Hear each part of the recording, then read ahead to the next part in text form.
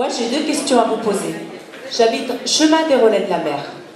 Ça fait plusieurs fois qu'on entend dire qu'à la Faute-sur-Mer, on ne veut pas d'une tache léopard. Je voudrais savoir ce que vous en pensez. Ça veut dire qu'on ne veut pas garder une maison par-ci, par-là. Et plusieurs fois, j'ai entendu cette info qui me laisse beaucoup de questions. Pour l'association, je pense que ce serait important, même devant le juge, pour ceux qui vont vouloir contester les zones, qu'il y ait une certaine cohérence. Alors ensuite, léopard, s'il n'y a pas d'expropriation parce qu'elles ne sont pas justifiées, ben, c'est comme ça que ça se terminera. Vous voyez? D'accord. Et ma deuxième question, chemin Relais de la Mer, on habite le pied de la digue. Et mon mari a entendu une émission cette semaine à la télé, que toutes les maisons du pied de la digue, même avec une mezzanine comme on a, il y aura un étage, il n'y aurait pas de possibilité de négocier. Écoutez, j'en sais rien du tout. Je pense que personne n'en sait rien. Que de toute façon, moi je vous réponds sur un plan légal. Et je vous redis ce que je vous ai dit tout à l'heure. La négociation, elle est ouverte aujourd'hui pour ceux qui veulent partir. Il y a une négociation sur le prix. Pour les autres, il n'y a pas de négociation. Ils ne veulent pas partir, ils restent. Et c'est à l'État de voir si les conditions mises par la loi pour les obliger à partir sont remplies ou pas remplies. Voilà, c'est tout. L'état du droit, c'est ça, c'est pas autre chose.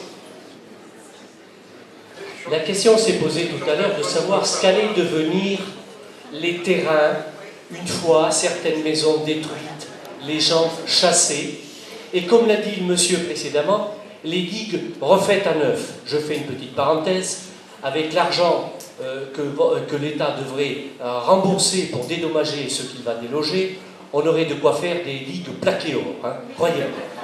Alors, j'ai lu dans un quotidien, qui est le quotidien du Sud-Ouest, un petit paragraphe là-dessus, sur le devenir de ces nouveaux terrains qui ne seraient plus des zones noires, mais qui ont été baptisés des zones d'intérêt économique.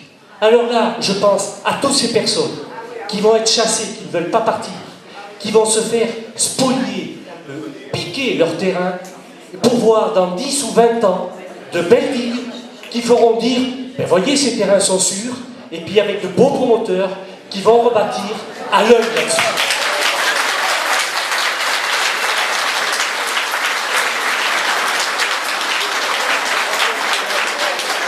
Ça, monsieur, c'est absolument inacceptable. Clairement inacceptable. Alors, ou bien c'est une zone noire, et elle l'est pour tout le monde, et à ce moment-là, il faudra que ce soit inscrit dans les documents d'urbanisme, dans le PPRI, dans les SCOT, dans les PLU et dans tout ce que vous voudrez, hein, ou bien ça ne l'est pas. Mais il est impensable qu'on se serve du drame qu'il y a eu ici pour faire une opération de promotion immobilière ou autre. Hein. Ça, c'est pas possible.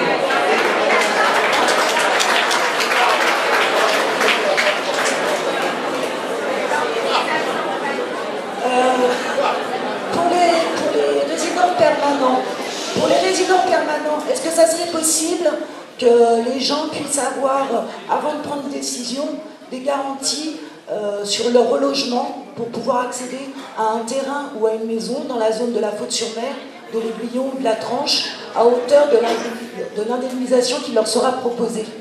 Parce que donc il y a beaucoup de gens qui s'interrogent par rapport à ça et qui ont besoin d'avoir cette information-là avant de pouvoir prendre leur décision. Là, madame, malheureusement, vous dépassez le niveau de mes modestes compétences. Juridiquement, il n'y a pas d'obligation.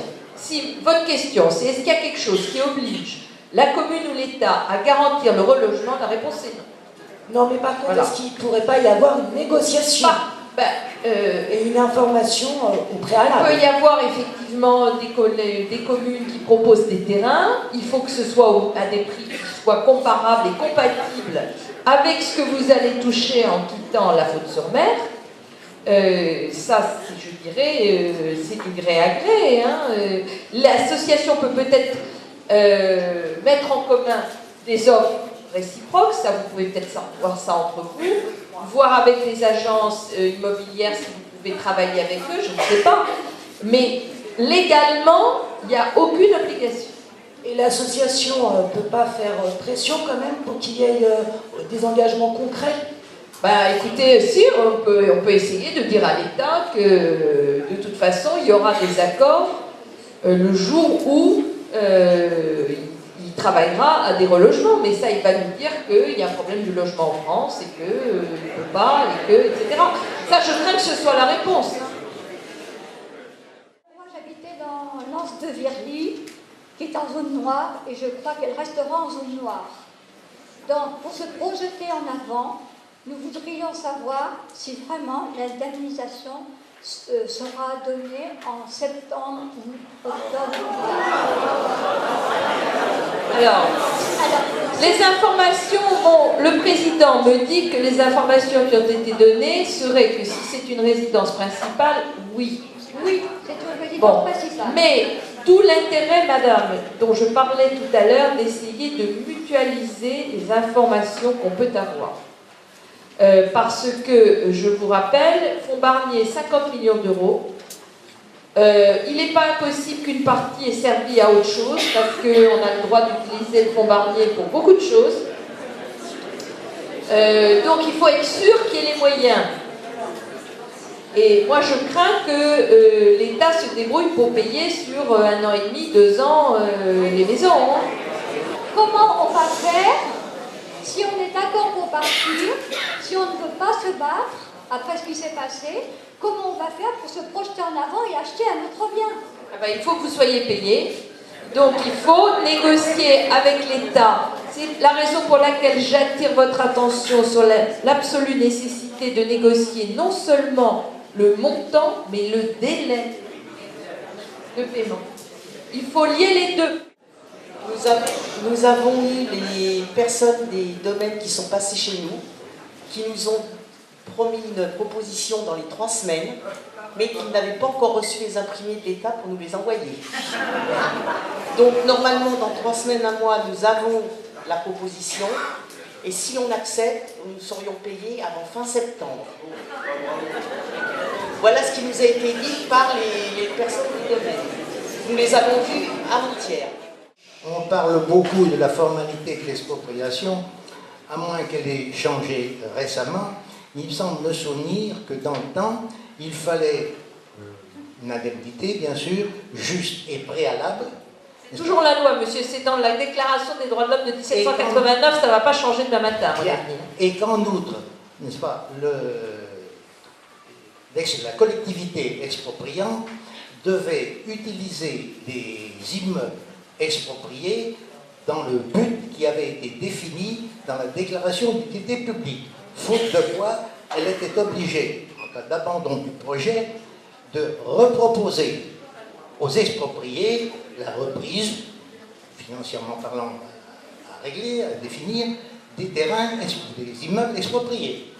Est-ce que ça a changé depuis? Non, monsieur, ça s'appelle la rétrocession et ça existe toujours. Donc, même quand on est d'accord pour vendre, il vaut mieux vendre par accord amiable dans le cadre d'une procédure d'expropriation plutôt que d'aller proposer soi-même ou accepter directement les offres de l'État. Ah ben, si vous acceptez, c'est comme quand vous vendez à Non, dans le cadre, un accord amiable, dans le cadre d'une procédure Oui, j'ai bien compris. Je dis simplement pour la salle qui n'a peut-être pas tout suivi sur le plan juridique que si vous vendez de gré à gré comme ça, c'est comme si vous vendiez à monsieur ou madame Dupont.